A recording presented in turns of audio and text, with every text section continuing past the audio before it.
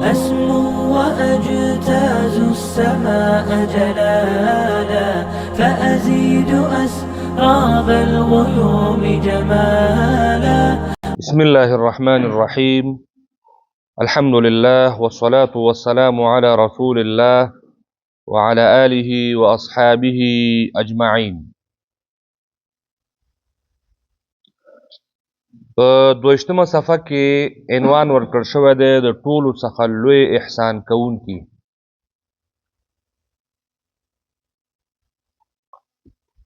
مطلب د دې دا دی چې د دې امت محمدیه صلی الله علیه وسلم باندې هغه کم اشخاص ول چې هغې د قرآن کریم د خدمت په نتیجه کې په دې امت باندې ډېر لوی احسان کړی ده. خپل محسنین باید موږ او تاسو وپېژنو. هغه کم خلک دي، هغه کم ځوانان او هغه کمې هستیانې دي چې نن چې موږ او تاسو په دې قرآن باندې افتخار کوو، په قرآن باندې فخر کوو او قرآن باندې خپل سر او مال د هر څه نه ورتېر یو او په دې مو ایمان ده چې دا هغه کتاب ده چې الله رب العزت نن 1400 کاله مخکې نازل کړی او هو به هو په مغه طریقه باندې محفوظ او مأمون تر موږ تاسو را رسېدلی ده. دا لوی احسان په دې امت باندې چا وکړو؟ ورسېدلی؟ واضحه خبره ده. موږ تیرو درسونو کې دا خبره ولوستله. زموږ او ستاسو اصل محسنین همدا ځوانان ول. جناب نبی کریم صلی الله علیه وسلم پتنګان او د هغه ملګري صحابه کرامو. که چېرته د صحابه کرامو هغه قربانیو ته که موږ او تاسو لږ ځیر شو، لږ ورته متوجي شو، یعنې سړی ورته حیرانېږي چې دا څه رقم انسانان ول آخر. هغه قرباني دوی د اسلام دپاره، دین دپاره ورکړه چې د انسانیت په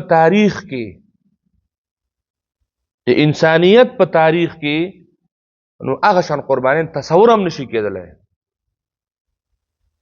تصور نه ده، تصور ته هم نشي کېدلی. صحابه او تاریخ لږ لوستل پکار دي. بیا موږ تاسو ته معلومیږي چې دا د کمې طبقې خلک ول او د رسول الله صلی الله علیه وسلم د ملګرتیا دپاره چې الله تعالی انتخاب کړي وو او مغه شان قوي خلک هم ول. د هر یو صحابي چې هغه تاریخ تاسو ولولئ سړی ورته حیران پاتې کېږي یا الله دا څه رقم خلک ول. خو د دین دپاره دیو د یوې ذرې هومره هم چا سره معاملې ته تیار نه ول. چې مسلمان به شول، د مسلمانېدو سره ذره هومره هم د انډیوالۍ، د خپلولۍ، د دې شیانو فکر به ورسره بلکل نه و. حتی غلامان، بلال حبشي رضی الله تعالی عنه د امیه بن خلف غلام و. د مسلمان شو، امیه بن خلف پې ځان ستړی که، ځان یې پې مړ که، یعنې دی په وهلو ولو په تعذیب کې دی ستړی شو، خو د هغه په ایمان کې هیڅ قسم تزلزل رانغی.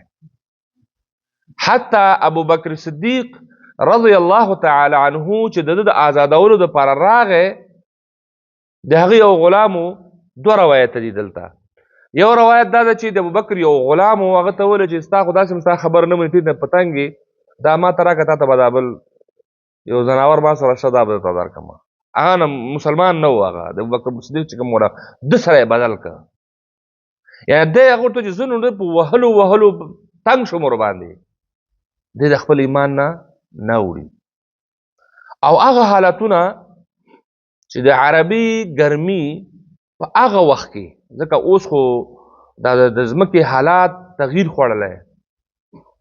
تاسو نن نه 10 کاله مخکې که چېرته مشرانو نه پوښتنه وکړي، دې وخت کې به چې دی نو شدیده یخني به وه، ځکه میزان آخر ده. اوس چې دی نو میزان آخر ده، اوس هم پکې چلیږي.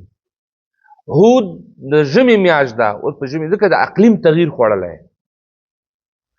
نو سعودي کې دا اوس چې تاسو لاړ شئ په ژمي کې ایر کنډیشن یې چلیږي، مطلب هغه څومره ګرمه ځمکه ده. په د سرطان او د جوزا په میاشت کې به هلته څه حالي.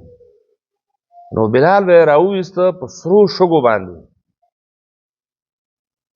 کالي به ترې وویستل، کمیس به ترې وویستل، هلته به پروت و او غټه تیږه د ده په سینه باندې کېښودله چې ایمان واوړه که هلته مړ کېږي، او ده به د غټې تیږې لاندې د احد احد تیغې وهلې. څه شي دپاره؟ اسلام دپاره. نن چې دا اسلام موږ سره قدر نشته که نه، موږ ورته ډېر داسې په کمه سترګه باندې ګورو، لکه یو شی چې لکه اولاد چې د پلار نه ورته میراث کې کوم مال پاتې شي که نه، د هغې قدر ورسره نه وي، چټي په چټي ورسره بیا الوځوي. نو پلار یې ورته ګوري چې دې باندې خو ما څومره خواري کړې ده، نو هغه ته خو مفته پاتې که نه. نو اسلام موږ ته مفته را پاتې ده، موږ پرې قرباني نه ده ورکړې. کومو خلکو چې دلته په افغانستان کې هم د اسلام لپاره قربانیانې ورکړي، زامن یې د لاسه ورکړ، خپل د اندام عضو یې د لاسه ور، چا لاس پرېښود، د چا سترګه، د چا غوږ، د چا پښه، هغو خلکو سره د اسلام قدر شته، ځکه هغې یو څه ناڅه قرباني، یا دا قرباني موږ د هغې سره نشو مقایسه کولی، بیا هم یو قرباني خو ده که نه. یاسر د هغې مور او پلار درې واړه راګیر شول. سمیه دا یې مور وه، یاسر یې زوی و، او نه پوهېږم پلار یې څه و،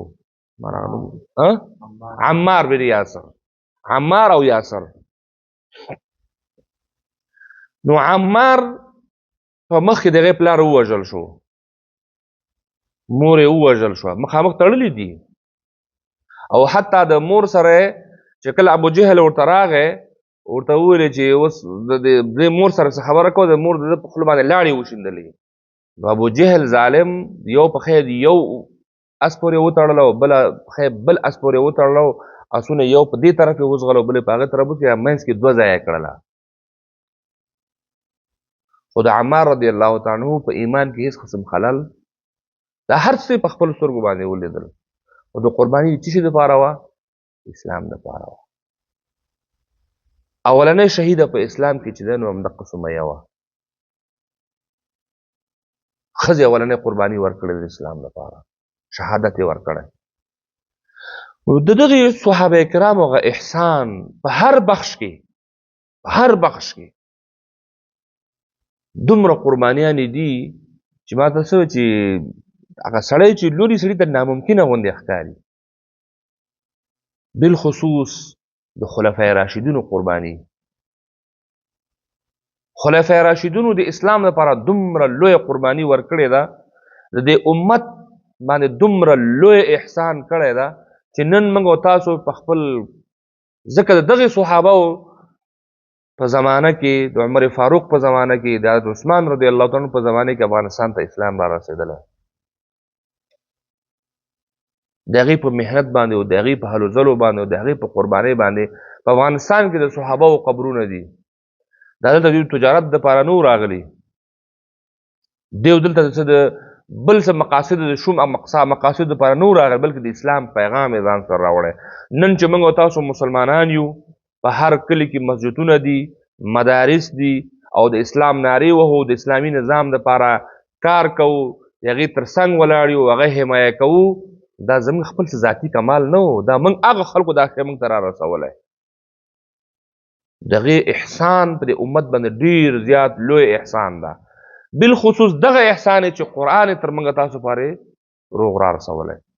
د هر یو فلسفه مخکې بیان شو. ابوبکر صدیق رضی الله تعالی عنه کومه قرباني ورکړله، عمر رضی الله تعالی عنه په زمانه کې، د عثمان رضی الله تعالی عنه په زمانه کې، علي کرم الله وجهه په زمانه کې د هغې د قرآن دپاره دومره خدمات انجام کړل چې هر زمانه او په هر دور په هر طبقه خلکو کې حفاظ پیدا شو، د قرآن کریم کور کور ته ورسېده. نو دا د دغو خلکو او دغه صحابه او احسان ده په دې امت باندې. یعنې زموږ اصلي محسنین همدغه صحابه دي چې موږ تاسو ته څه کړی ده، قرآن یې را رسولی دی، او د امت لوی احسان کوونکي په دې امت باندې همدغه خلک دي چې د دوی په برکت باندې نن موږ تاسو ته اسلام را رسېدلی. که نه خدای پوهېږي موږ نه به څه جوړ شوي وو، موږ به څه شی وو. هندوستان یا مترقي خلک ځان بولي، چینیان مترقي خلک ځان بولي، خو چې د اسلام د نعمت نه محرومه دي، اسلام د نعمت نه محرومه دي، په هغه ګندګیریو کې اخته دي. که چېرته هغه ګندګیري زموږ استاسو په مخ کې څوک عملی کول خو لا پرېږده که څوک قصه وکړي کېدای شي موږ ته نه استفراق وکړو دا داسې که نه ده هندوان سره د هوښیارتیا نه نن سبا د ښځې او د سړي د اندام مخصوصه عبادت کوي د بل چا اندام مخصوصه په لاس کې اخلي بیا یې مچو کوي دا د کرکې خبره نه ده د دغه ګندګیرونه موږ چا ساتلی وو اسلام ساتلی وو نو د دغې لوی نعمت چې اسلام ده او الله تعالی موږ ته راکړی او د دغه لوی نعمت تر شا د دغو خلکو احسان په موږ باندې موږ د دوی احسان پوره وړي یو چې موږ ته شی را رسولی دین یې را رسولی و اسلام یې را رسولی موږ د دغو ګندګیریو یې ساتلي وو دا واقعا ډېر زیات لوی احسان ده موږ د دغو صحابو پوره وړي یو د احسان بالخصوص د خلفای راشدینو چې د رسول الله صلی الله علیه وسلم نه وروسته چې کله د اسلام واګې او د اسلام چارې دوی ته سپارل کېږي دوی د اسلام هغه کما حقه طریقې سره حق ادا کوي او دنیا ګوټ ګوټ ته چې د اسلام او د امن او د اسلام د رښتوني او د اسلام د بله رڼا یې ټول دنیا ته ورسوله چې د هغه رڼا نه موږ هم مستفید یو موږ زموږ پلار نیکه مسلمانان پاتې شوي موږ سره چې لږ اوس قدر نشته وجه ده چې موږ ته په میراث کې پاتې ده موږ ته څه کې پاتې ده میراث کې پاتې ځکه پلار به مسلمانو نیکه به مسلمانو غور نیکه به مسلمانو په تذکره کې راته مسلمان لیکلي دي نو زما پې څه تاوان شوی ده نو ځکه موږ سره ډېر قدر نشته او چا چې دا کار کړی دغه تاریخ ته لږ ورشئ او لږ د صحابو تاریخ ته وګورئ خاص کر د شیخینو دلته د کتاب کې د شیخینو ذکر چې کېږي دا یو اصطلاح ده که چېرته په صحابو کې د شیخینو ذکر کېږي نو هغې نه مراد به اولنی دوه خلیفه وي خلیفه اول سیدنا صدیق اکبر رضی الله تعالی عنه او خلیفه ثانی عمر فاروق رضی الله تعالی عنه او که چېرته په احادیثو کې د شیخینو ذکر راځي بخاري او مسلم به ترې نه مراد دي صحیح شو صاحبین شیخین که نه دا اصطلاحات دي په هر ځای کې جدا جدا معنا ورکوي او که په فقه کې ذکر کېږي نو بیا به امام یوسف او امام محمد به ترې نه مراد وي نو دغو صحابو نه وروسته دا سلسله تابعینو ته پاتې شوله تابعینو ته پاتې شوله د قرآن کریم خدمت د تابعینو او د تابعینو په دور کې د قرآن کریم خدمت لکه څنګه چې د صحابو ډیر بې مثاله د قربانۍ ورکولو او د قرآن سره د مینې په صورت کې قرآن تر دې ځایه راورسوو نو چې کله د دوی دور ختمیږي صحابه هغې انسانان ول هغې هم ختم شول وفات شول خپل مقام ته ورسېدل چې کوم مقام ورته الله تبارک وتعالی جوړ کړی او کوم اعلان چې ورته الله تبارک وتعالی کړی هغه مډالونه یې ورته ورکړل چې رضی الله عنهم ورضوا عنه نن د دوی د هغو کارنامو په نتیجه کې قرآن دا اعلان کوي چې رضی الله عنهم ورضوا عنه الله د دوی نه راضي ده او دوی به د الله نه انشاءالله راضي وي الله به ورته هغه څه چې وعده ورته کړی دا به ورته ټول څه کوي ورکوي په دې زمانه کې یو نادانه یو بېعقله انسان یعنې سر د انسانیت خطاب ورته نه ده په کار چې هغه راپاڅېږي د صحابو په شان کې څه شی کوي خبرې کوي ځینې روافظ شیعګان د صحابو باره کې غلط عقل سره مسلمان نشي پاتې کېدلی ځینې خلک به وایي چې شیعګان مسلمانان دي د قرآن د یو آیات نه انکار د ټول قرآن نه مو انکار ده که نه ده قرآن کریم کې الله تعالی فرمایي والسابقون الاولون من المهاجرین والانصار والذي باحسان رضي الله عنهم ورضوا عنه ټول آیات اخره پکې ولولئ نو سابقون الاولون په اسلام کې څوک دي صحابه دي ابو بکر صدیق څوک ده اولنی صحابي ده چې په رسول الله باندې څه کوي ایمان راوړي عمر رضی الله تعالی عنہ چې مسلمان کېدل د ګوتو په شمېر کسان هغه پر مسلمانان ول دا سابقون الاولین دي ټول دوی په باره کې الله تعالی وایي چې رضی الله عنهم ورضوا په آخر کې به دا آیت راځي واعد لهم جنات تجري زه ترې راضي یم او دې نه مې جنتونه او انعامات ورته تیار کړي دي بیا څوک دی پاڅېږي د عمر رضی الله تعالی عنہ په مقابل کې دی ګستاخانه ژبه استعمالوي یا د ابوبکر صدیق په مقابل کې یا د علي په مقابل کې یا د عثمان په مقابل کې دا ټول هر یو زمونږ داسې دي لکه زمونږ دا 5 واړه ګوتې، موږ ته هیڅ قسم تفاوت نشته د علي او د عثمان او د عمر او د ابو بکر صدیق رضوان الله تعالی علیهم اجمعین ترمنځ موږ هیڅ قسم د فرق قائل نه یو. دا ټول د رسول الله صلی الله علیه وسلم ملګري ول، هر یو پر رسول الله باندې ځان فدا کول غوښته. نو یو پاسیږي علي کرم الله وجهه ځان ته منسوبه کوي او درې نورو ته د ظالم خطاب کوي یا د بل څه خطاب ورته کوي، دا کله هم مسلمان نشي پاتې کېدل، ځکه دا د قرآن کریم د دغه آیات سره صراحتا مخالفت کېده. خبره ورسېدله؟ البته هغه شیعګان چې دا عقیده نه لري، دي کې ډېر ډلې هم دي په دې شیعګانو کې. هغه شیعګان چې دا ډلې دا عقیده نه لري، ځکه هغې دا وایي چې خلافت د علي حق عمر او ابو بکر او عثمان دا دوی ته نه په زور اخیستی و. دا د شیعګانو عقیده ده. خلافت د چا حق وایي؟ علي. نو دا نور ظالمان شوي دي، دوی نه څه کړی ده؟ یعنې دا خپله د ظالم نسبت که تاسو لږ عمق ته د مسئلې لاړ شئ، دا په خپله رسول الله ته منسوب کېږي. د ابوبکر صدیق رضی الله تعالی عنه د خلافت دا سلسله چې تاسو وګورئ، حتی یو ډله علما په دې باندې قائل دي چې دا انتصابي نو، دا بلکې د الله له خوا انتخاب شوی و او د هغې لپاره خپل دلایل لري.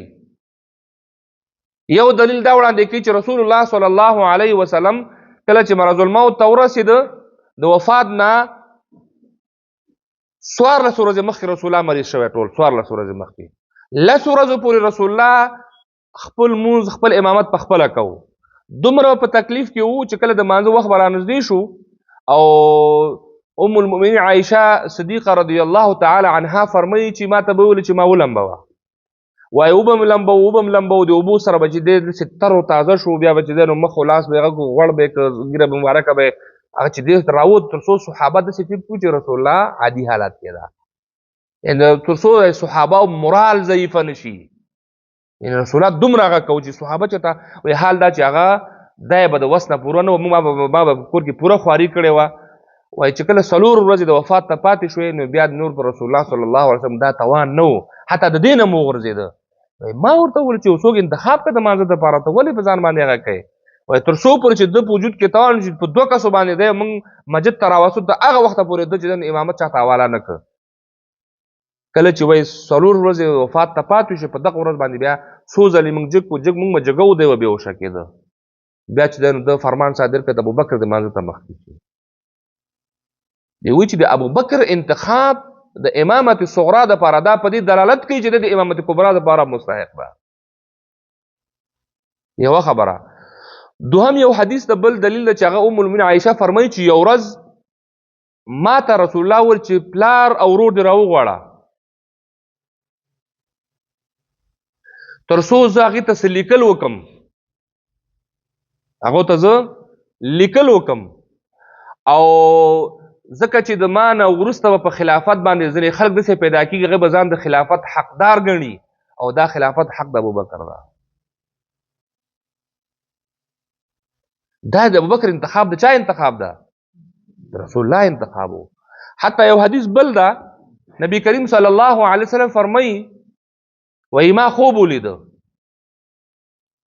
خپل رسول الله وایي ما خوب ولیده چې زه امت حوض کوثر باندې ولاړ یم او امت ته ویشه کوم، کوثر اوبه ورباندې ویشم. صحیح شو؟ وایي ابوبکر صدیق رضی الله تعالی عنه راغی، ما ته یې ویل چې ته کښېنه نور دا ویشل زه کوم، ته ستړی شو لږ دمه شه، ته ستړی شوې لږ دمه شه، دا کار نور زه کوم. دا په دې دلالت کوي. ما فرمایي چې دا د رسول الله صلی الله علیه وسلم سره چې کوم اسلام او کوم دین او کوم پیغام راوړی و، کله چې رسول الله صلی الله علیه وسلم موده پوره کېږي، د هغې نه وروسته ابوبکر صدیق چې دا خوب کې دا ګوري، دا په دې معنا چې د هغې نه وروسته ابوبکر راځي او د رسول الله کار به څوک کوي؟ ابوبکر به کوي. دا دلایل دي. او ځینې مې وایي چې نه دا هغه صریح دلایل دي، ځینې وایي چې په اشارة النص کې چې دا ډېر دلایل نور هم شته پکې، اشارې نه ثابت دي د رسول الله صلی الله علیه وسلم او د ابوبکر صدیق خلافت. بهرحال نو خبر رانه بل خوا ځي نو په دې وخت کې بیا یو څوک پیدا کیږي د ابوبکر په خلافت باندې نیوکه کوي یا د عمر په خلافت باندې نیوکه کوي یا د عمر په فیصلو باندې نیوکه کوي، دا انسان کله هم عادل نشي پاتې کېدلی. که کافر نشو نو ظالم خو ضرور ده. او که دا عقیده وي چې نعوذ بالله ابوبکر یا عمر یا عثمان ظالمان دي او د علي په حق ډاکا اچولی، د هغې په کفر باندې هېڅ شک هم نشته. ځکه دا مسائل د قرآن نه، یا د عایشې رضی الله تعالی عنها په باره کې که دا یقین ولري چې خدا ناخواسته هغه مثلا د زنا هغه تور چې ورباندې راغلی و، که دا څوک عقیده ولري هغه مسلمان پاتې کېدلی شي. ځکه په صورت نور کې خو بس ته صورت د په صفایه کې راغی، نو ته چې د صورت نور د صفایه باندې ستا زړه نه صفا کېږي خو ته مسلمان نه یې که نه، ته خو مسلمان نه یې. قرآن ورته وایي هذا بهتان عظیم، قرآن ورته وایي هذا بهتان عظیم، او ته هغه بهتان نه منې، خو دې نه معلومي ته له سره مسلمان نه یې که نه. نو دا مسایل دي د صحابهو د دور نه وروسته همدغه شان قرباني چې صحابهو ورکړې وه، همدغه شان قرباني تابعینو ورکړه او د قرآن خدمت ته یې ملا وتړله او قرآن یې په موږ تاسو ته سلسلتن تر ورسېدل. اوس هم الحمدلله علما دي، استادان دي، حفاظ دي، شیوخ دي، دا قربانیانې ورکړي، وخت ته نه ګوري، مال ته نه ګوري، جان ته نه ګوري، خپل ولږې ته نه ګوري، خپل د دنیا ژوند جاه او جلال ته نه ګوري، نه ماڼۍ لري، نه موټر لري، نه کش و پش لري، هېڅ شی هم نه لري، خو د قرآن د خدمت میدان کې چې وګوري دومره خدمات انجام کړي، سوونو په زرګونو باندې شاګردان لري، د قرآن پیغام خلکو ته رسوي. دا سلسله به دا دین ده، الله تبارک وتعالی د دین د حفاظت دپاره او د قرآن د حفاظت دپاره الله یې ذمه اخیستې ده. په هر دور او په هر زمانه کې به خلک ورته پیدا کوي او دا دین به څه کېږي، وروستنۍ خلکو ته په امانتدارۍ سره څه کېږي، رسېږي. او خبره پکې دا ده چې الله تبارک وتعالی دې موږ او تاسو ټول د دغې قافلې لارویان کړي.